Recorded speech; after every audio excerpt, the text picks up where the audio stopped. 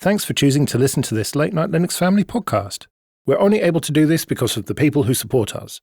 None of our shows are paywalled, but our Patreon supporters can get most episodes early and never hear any ads. Learn more at latenightlinux.com/support or support us by telling a friend or colleague about everything we do. 2.5 Admins, episode 299.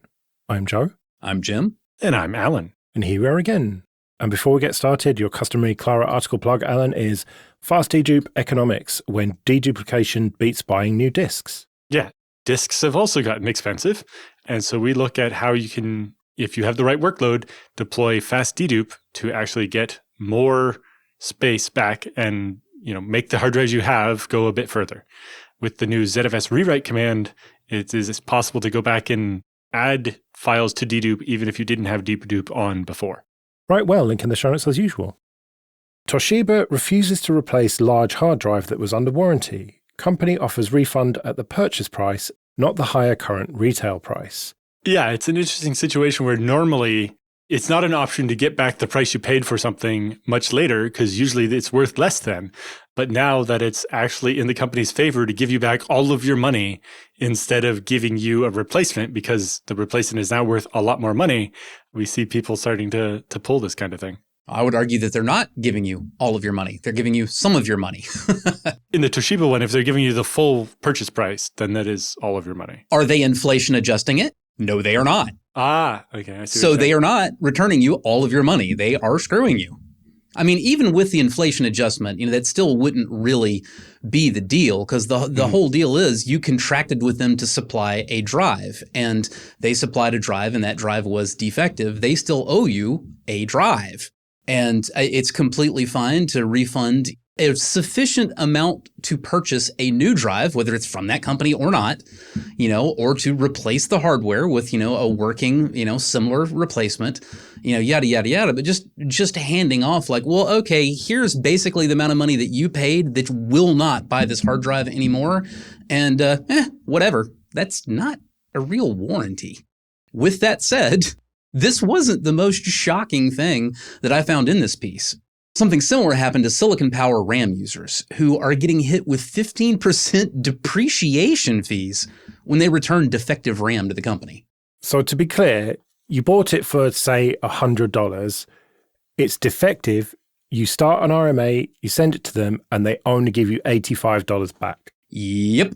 You see, that could only happen in America. That could not happen in the UK because we have a thing called statutory rights, which means that, if you tried that, that's not going to wash. It is literally the Silicon Power US RMA policy. That is literally what it's called. So no, they don't even try to apply that over in your neck of the woods. My guess is they probably don't try that shit in California either, because that would not fly. It's interesting here, more on the Toshiba side, that if it was an older drive than it actually was in this case, there's some realistic amount of, we don't make drives that size anymore. We don't have an equivalent replacement. All we could do is give you a drive that's actually worth more, and you maybe aren't entitled to a free upgrade or whatever. And I had that problem with Western Digital actually years ago. We returned a SAS high-end server drive, and they're like, "Well, the best we can give you is like a Gold Series SATA drive." And I'm like, but then I would be mixing SATA and SAS drives in one backplane, and that's not always a good thing. In this case, it kind of worked, and I had other options, but... Kind of worked is exactly how I'd expect that to go. Yeah. And so it's like, why are you giving me drives that aren't even for the same use case was the best thing they could do. In this case, I had already replaced the drive before I was RMAing it, and I was just basically getting spares with this and was probably more willing to put up with it than I should have been. But, it's not the first time drive companies have done this, but kind of leveraging the fact that right now an old drive is worth more than it was new is leading to really strange things here. And maybe really highlighting the difference in consumer protection laws between different countries. Well, let me tell you a story from the socialist utopia that is the UK. Yeah. Brexit. Yeah, which I'm saying with a wry smile. I bought secondhand a Pixel 9 Pro Fold phone, which I've talked about a lot on Late Night Linux. It's great, or it was great, until it broke. It started just not recognizing my SIM card and doing some other weird stuff. Nobody ever warned you about those things being great until they'll break. That's a shame. Yeah, well, anyway, so I then started the return process with Google, sent it back to them. About, I don't know, a week and a bit later, I got a brand new Pixel 10 Pro Fold.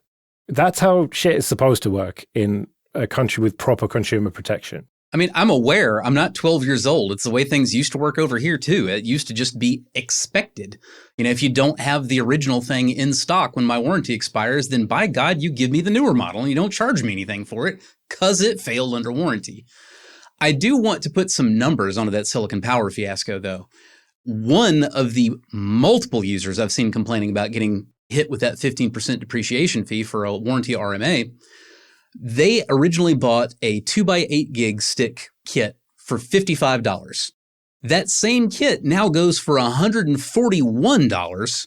And not only does Silicon Power not want to actually give them replacement RAM, not want to refund them what it would cost to actually buy replacement RAM, they're not even refunding them the full $55 from the original price. They're only refunding like $46 because they're hitting with that stupid fee on top of not honoring, for legal purposes, not in Jim's terms, honoring a real warranty.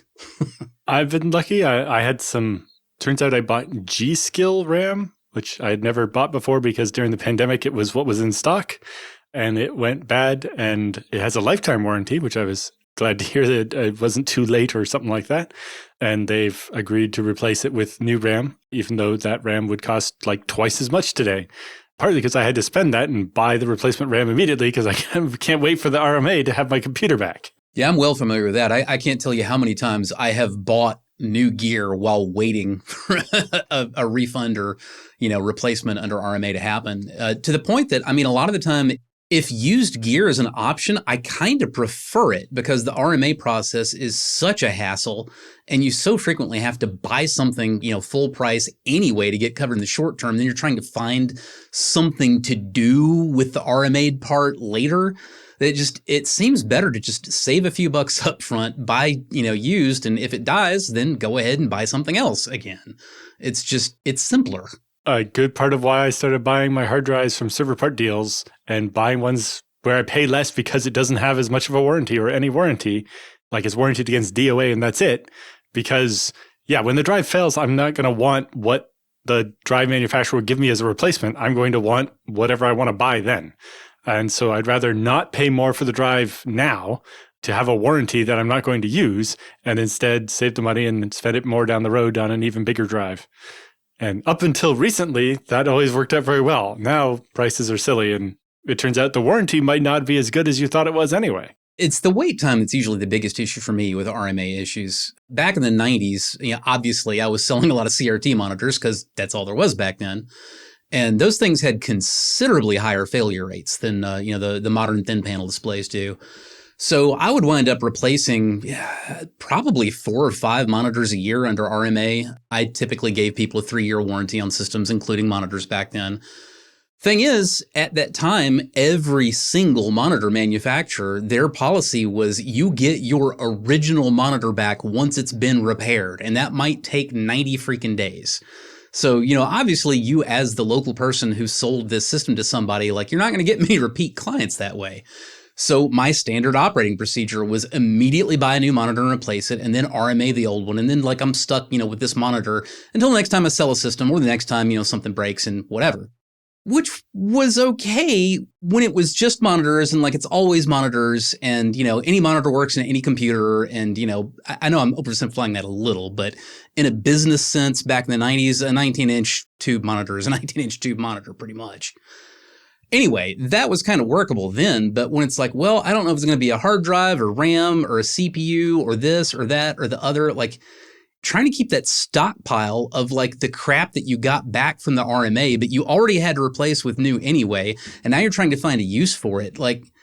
It's so bad that I frequently wind up not even bothering with the RMA because I'm like, by the time I put in as much of my personal time and effort as it's required to eventually get a part back from this company that I won't be able to use for the original thing because it took too long and now I'm just warehousing it, I'm just better off chucking it in a skip and ignoring the whole process. GoDaddy gave a domain to a stranger without any documentation. This is quite the tale, and it does not paint GoDaddy in a good light at all. Because this is kind of a complicated story, I think we have to do just a very bare bones timeline first. A managed service provider located in Pennsylvania suddenly lost control of the domain one day. No notice, just all of a sudden their stuff didn't work. I'm like, what? So they check it out and they discover that the domain has been transferred from their GoDaddy account. The domain names have been anonymized in this story because some of the people involved didn't really want to make the front page of the internet. But there were two domains in question, the one that was owned by the MSP and a very similar domain name, but not the same domain name. So domain name number 1 disappears from the company's GoDaddy account and they investigate and GoDaddy tells them it's been transferred elsewhere. And, they start the usual, dispute and no, that isn't right. You need to fix it. And they get the usual, you need to give us a mountain of paperwork and we'll get back to you within 48 hours, probably. And that goes on and they don't get anywhere. And then GoDaddy just shuts it down and says, you're shit out of luck. Yes. GoDaddy's final response when they actually gave him a response was, we've investigated and the proper documentation was given to us and therefore we initiated the transfer and you no longer own that domain. So, then as one does, of course, the guy that lost the domain, hits social media and starts asking, hey, do I know anybody that works at GoDaddy that can escalate this internally? Found somebody and that person tried to help, but ultimately the only thing that really got them there was, remember I mentioned there was a second domain name that was a lookalike, but not quite the same? So the way that domain name number 1 disappeared was when entity 2 asked GoDaddy to recover the similar sounding domain name number 2. Of course, you have to provide documentation and there's a form that you have to click and yada, yada, yada. But she sent an email to them saying, hey, I lost control of my domain name number 2, and can I get it back, please? And they looked at her email and they saw that she had a signature block. And they saw that her signature block included domain name number 1, the one that disappeared out of the other account. So they said, okay, yep, this is totally legit. And they gave her domain name number 1, which she didn't ask for, not domain name number 2, which is the one she'd actually lost control over. And thankfully, she's not a bad actor. And she then got in touch with entity number 1 and arranged for it to be returned to them. This didn't get fixed by her reaching out to GoDaddy and saying, you gave me the wrong domain. You need to give that back to whoever it belongs to. She had to figure out who actually owned the domain that she was given that she shouldn't have been given. So she transferred it back. GoDaddy never fixed this at all. The person who was erroneously given the domain manually transferred to the person who the domain was taken from, and that was what actually resolved the situation. GoDaddy never fixed anything. And can you imagine if that had been a bad actor? Well, I could almost argue GoDaddy was the bad actor here. I also missed one of the most damaging parts of this, and this was something I especially wanted to cover. The worst damage done from this wasn't even necessarily the 4-day outage while they scrambled trying to get this domain back until finally the person who it was given to erroneously returned it. The worst part was when the domain transfer happens, if you've got your DNS hosted with GoDaddy, they delete your zone file. Whoever gets the domain from you just gets a default zone file. So all your stuff about how your email works and where your websites are and, all the nonsense, text records that you have to make, Google Workspace or Microsoft 365 function, all that gone, has to be recreated from scratch, which is a big reason why I don't, and I recommend that y'all don't. Please don't just use the free crap that came with the registrar for the DNS. It's not featureful. It's not really being backed up. It is very vulnerable to just disappearing. And honestly, that is just one of the worst nightmares when a really big client site with, a couple of pages of zone file, it just all disappears and you don't have a backup of that. Yeah, you're trying to get it all back and you get a bunch of the records, but there's never that one record that you forgot about or the one used to validate the SSL certificate or like you said, DMARC records there's the main ones for the domain, but then there's the ones for like the newsletter that uses a different thing, or, all these different options. And yeah, every missing thing means emails don't get through, websites don't load, servers stop backing up because the alias domain they use for it doesn't resolve anymore, and all kinds of things go wrong. They had a great summary at the end here. They had the domain for 27 years before this. They took 32 calls to GoDaddy, totaling 9.6 hours on the phone and 17 emails without a callback just to get this sorted out. And it turns out most of the sorting out only happened because the person who accidentally ended up with the domain was able to help them get it back. And we were talking about this before we started recording. And Jim, you said you're just not really surprised, really, in 2026. Honestly, Joe, this wouldn't be a surprise even prior to 2026. This is kind of how domain registrations have always been. It's this weird opaque bureaucracy, and you don't have a lot of direct input. And, on the other end of it, arbitrary humans do arbitrary things, and you kind of have to keep following it up and like bashing people over the head. At least you don't have to send faxes these days. I can't tell you how many reams of faxes I sent off to freaking, what was it, Internet, NetSol back in the day. Yeah, or just like the number of places that will accept, send us a letter on your company letterhead. It's like, okay, I will make up a company letterhead and write some things in Word and send it to you. And this somehow is a magical bond that proves that I'm legitimate. This is a security issue you have to be aware of. If maintaining reliable services means anything to you, you have to be aware this is the kind of thing humans do. And this is the kind of thing that can happen. Anybody can initiate an attempt at recovering a domain, and you are relying on the people that work at that registrar to actually follow policies and procedures. And you will frequently find out that depending on what day you initiate a domain transfer, you may have to go back and forth 6 times providing different documentation or the same documentation over and over, telling them, no, I did send you that, I have receipts, and they claim they didn't. Or you get the opposite end, which is what happened to GoDaddy this time. Somebody just goes, yep, the vibe looks good from here. Approved. Done. Time to go to lunch. Yeah, didn't even check that the domain name was spelled right.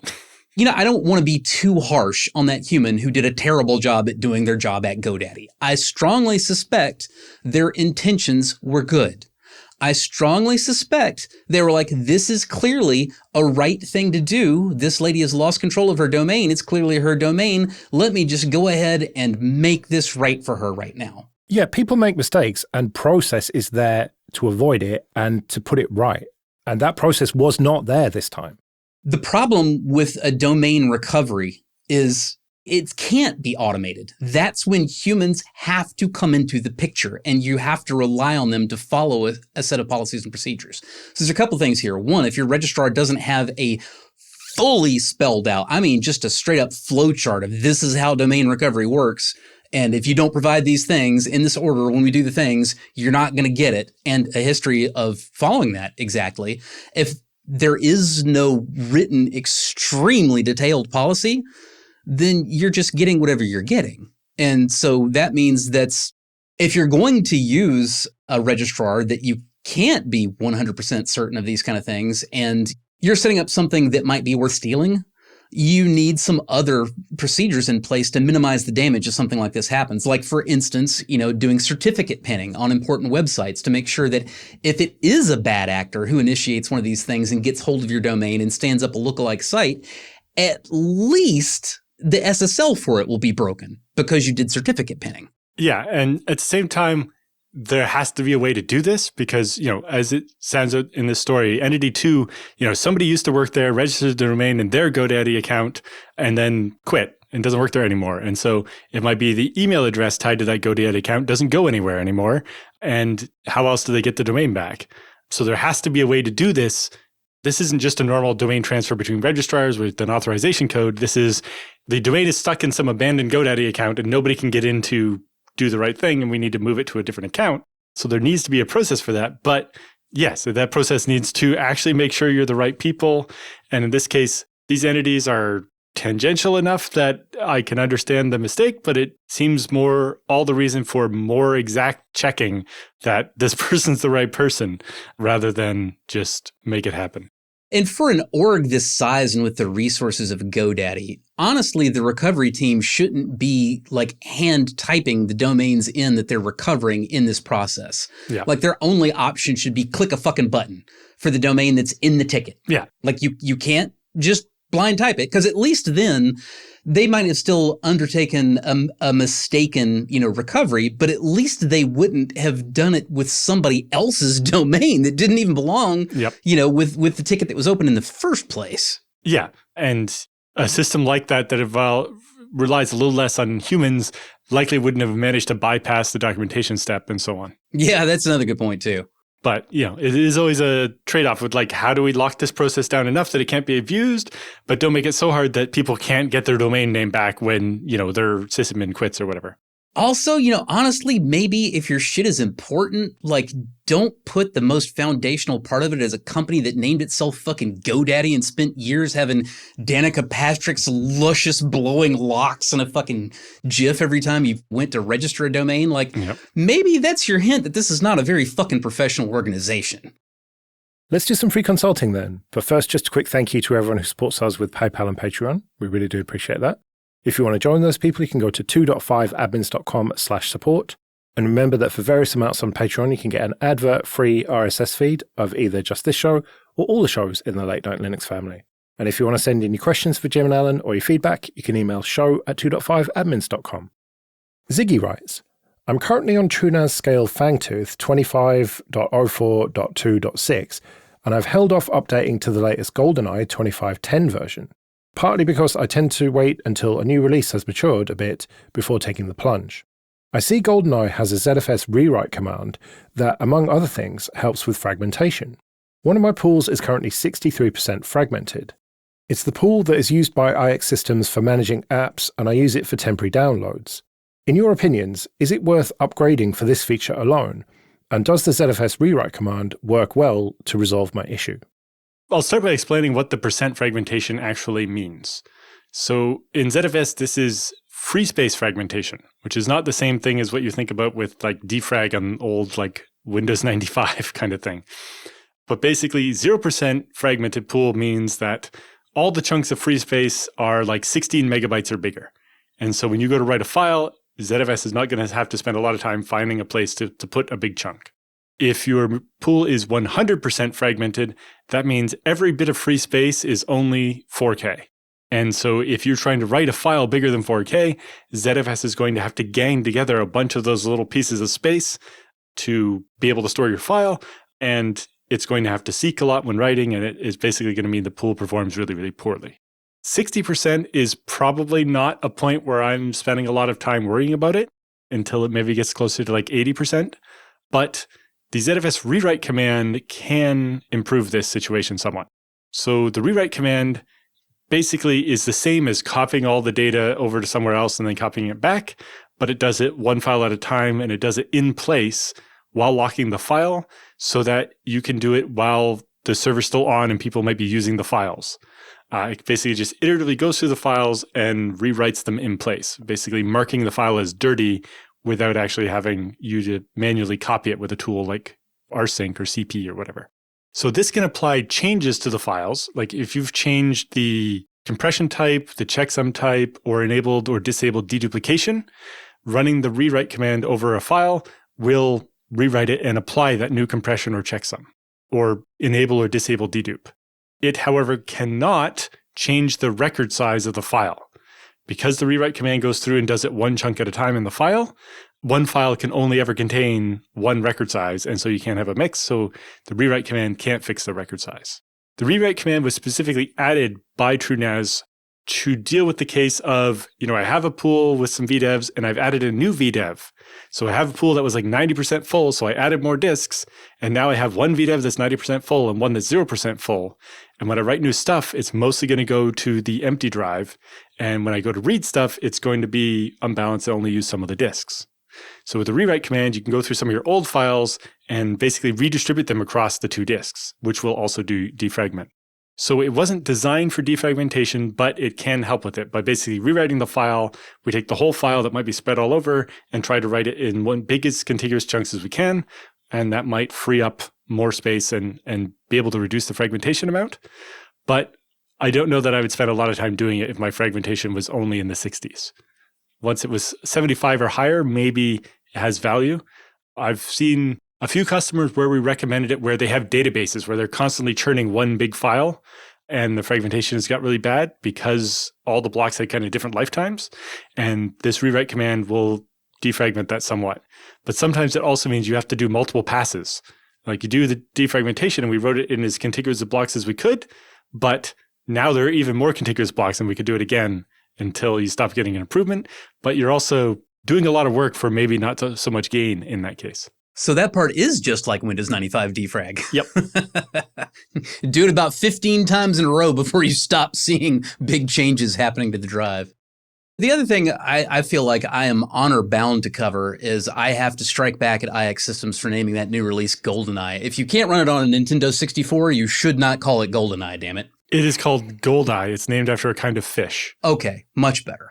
Much better. All of the releases are named after fish because their logo used to be a shark, I guess, back in the day. Sure. So I just instinctively read it as GoldenEye, so that was my mistake. Moving on from the lulls, I actually have a constructive suggestion. I don't think running ZFS rewrite to try to deal with, your pretty minimal fragmentation levels on that pool, particularly given which pool it is, it just doesn't seem worthwhile to me. However, I do have a suggestion. You're experiencing that fragmentation to the degree that you are, probably largely because you are using it as a temporary download location. I strongly suspect you haven't set a large record size on the dataset you do your temporary downloads to. If you set your record size to 1 megabyte on the dataset on that pool that you do your temporary downloads to, you'll create much less fragmentation because you literally can't have it fragmented out more than 1 meg per contiguous chunk saved on the disk. It makes an incredible difference over the default 128K record size for that purpose.